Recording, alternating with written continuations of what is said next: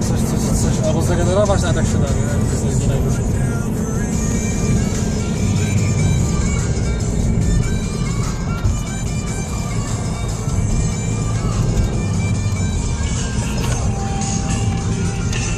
Halo? No? Co jest to? No nie wiem, bo... Co ty gadasz? No to super. Pięknie, no wracałem właśnie, ja teraz na siłowni zaraz.